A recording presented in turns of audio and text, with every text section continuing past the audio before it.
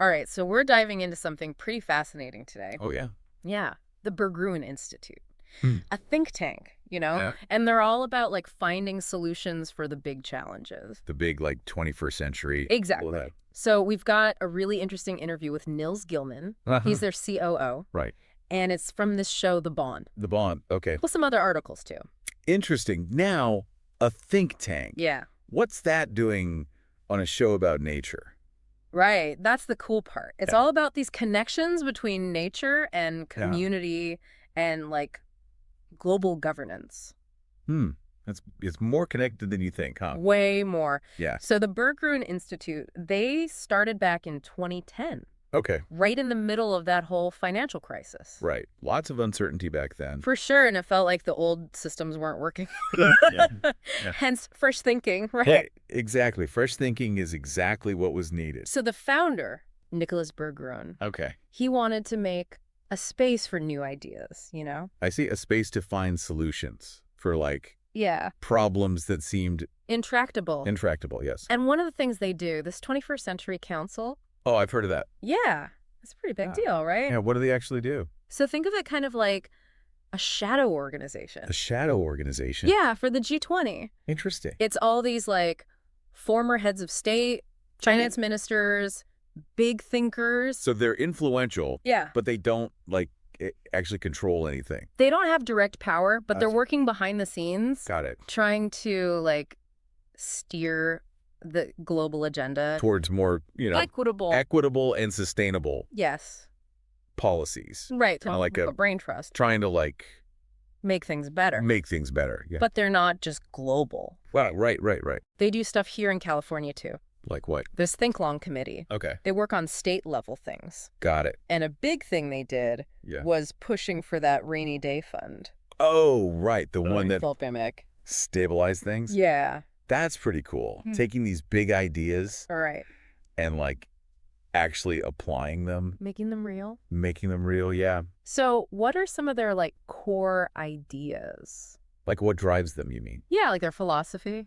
Well, one thing that keeps coming up, Mm. especially in Nils Gilman's book, Oh, yeah. Children of a Modest Star, I like that. it's the idea of planetary thinking. Planetary thinking. Yeah. What does that even mean? It's a way of approaching problems, Okay. recognizing that the world is connected, So it's like globalization, but It's bigger than that. okay. Globalization is like, moving stuff and people, Right. Intentionally. intentionally Yeah. across borders. Yeah. Planetary thinking is realizing that some things Yeah. affect the whole planet, Regardless of regardless of borders, regardless of what humans want, things, climate change, pandemics, Right. things like that. So it's like a whole new perspective instead of just thinking about our own little bubble, We got to think about the whole planet. planet as one big system. Right, which is a big leap for a lot of people, It is but it seems like essential. essential. Yeah. If we want to solve these problems, Probably. and this shift in thinking, Yeah. it impacts our economic systems too. Oh, that's interesting. Yeah. How so? Well, planetary thinking means we have to rethink capitalism. Rethink capitalism. Yeah. That's a bold goal. It is. So what are they thinking? Like, how do they want to reimagine it? Well, one idea they have, Mm-hmm. it's called pre-distribution. Pre-distribution. It's the idea that we shouldn't just redistribute wealth after it's made. Oh. We should create a system where everyone Yeah. can own a part of successful businesses. From the beginning. Right, from the outset. Wow. Imagine if users of tech companies Right. who give them all this data Mhm. actually benefited From the profits. yeah, from all that wealth they generate. That would be Radical. radical. But it makes sense. It does. We all contribute to those companies Right. in one way or another. And we don't really have a choice anymore, do we? Not really. It's part of life now. Yeah. So the Berggruen Institute is saying, Yeah. hey, let's change the rules. So that everyone benefits. Exactly. Not just a select few. It's like a vision of A more equitable future. where everyone can participate, Right. And own a piece of the pie. not just the wealthy and powerful. Exactly. That's pretty cool. It is. But how would that even work? Are there any real-world examples? Well, think about Alaska. Alaska. Yeah, their permanent fund dividend. Right, right. Every resident gets money from the oil revenues. You're not exactly owning a company, Right. but it's a kind of pre-distribution. Where everyone benefits. Exactly, from a shared resource. Interesting. And they're employee-owned businesses, too. Oh, right. The workers share the profits. Yeah, and have a say. Exactly. So it's not like totally utopian. No, not at all. It's already happening. On a smaller scale. That's right. But it could be scaled up. Potentially. Potentially, yeah. But wouldn't that, like, discourage people from starting businesses? That's what some people think. Yeah. But there's evidence that it's not true. Really? Yeah, studies show that employee-owned businesses could be just as productive, if not more so. Interesting. And think about it. If you're a worker Yeah.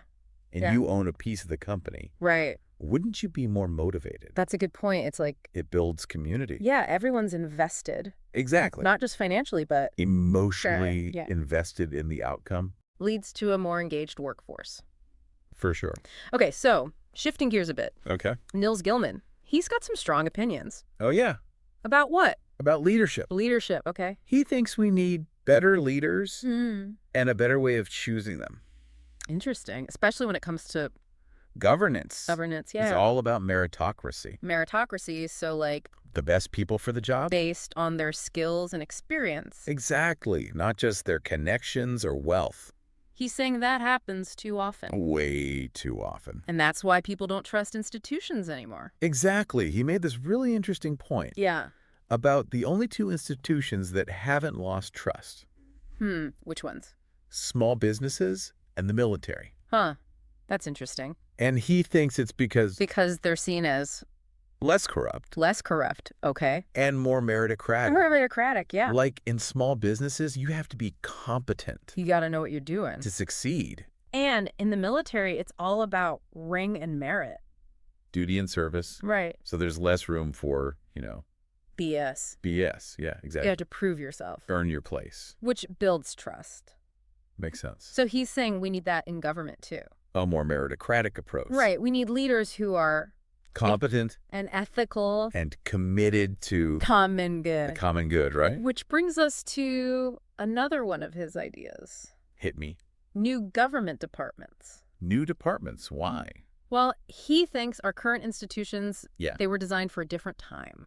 Right. Different problems. Can they really handle things like, Like climate change, AI, all that. yeah, it makes you wonder if we need, Start over. in some cases, yeah. He thinks so. He brings it up, but he's also like, Cautious. yeah, Because any new institution, Yeah. no matter how good the intentions, can become corrupt. can become corrupt. Yeah. So he stresses the need for Checks and balances, transparency. all that right from the start. Right from the start. It's easy to get cynical, I know what you mean. seeing all the corruption. everywhere. But hearing Gilman talk, yeah. it's kind of inspiring. How so? He's clearly dedicated to finding solutions. Yeah. It makes me think, maybe, just maybe, Yeah. we can make things better. If we work together Yeah. and think differently. Right. And speaking of hope, Okay. I want to take a little detour. A detour. Yeah, to talk about something that celebrates Celebrates what?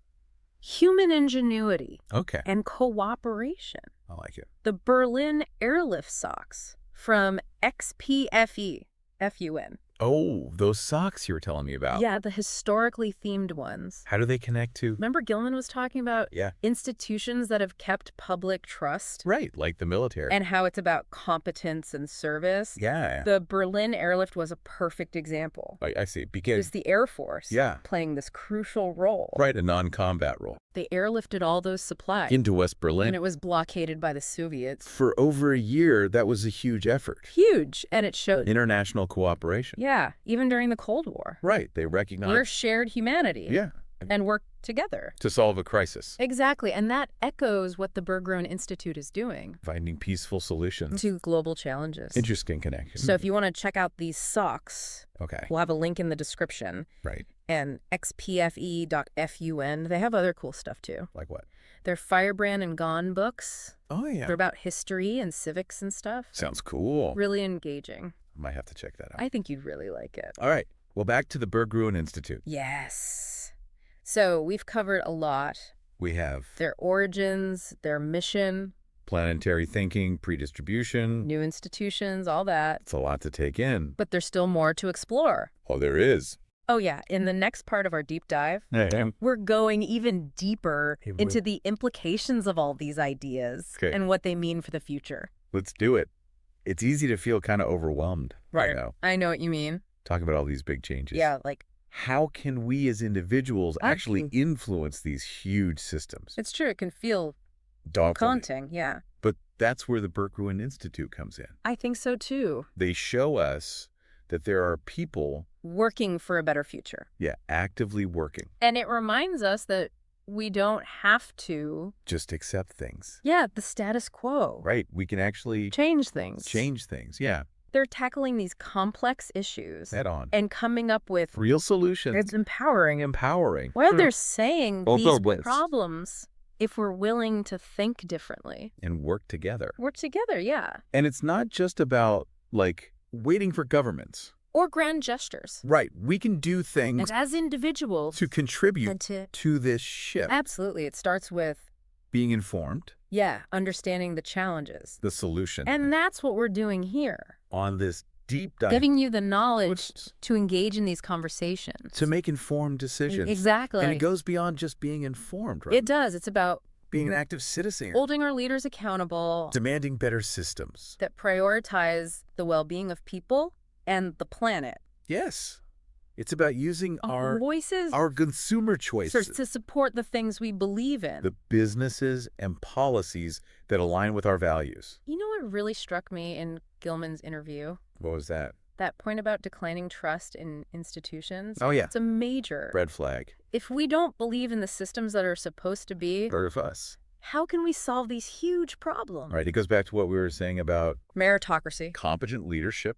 When people see that those in power are more interested in themselves or personal gain than in serving the common good, it erodes trust. Makes it hard to find common ground. Common ground, yeah. And that's why I think what the Berggruen Institute is doing with their focus on ethics and integrity, it's so important. It's not just about finding solutions. It's about implementing them.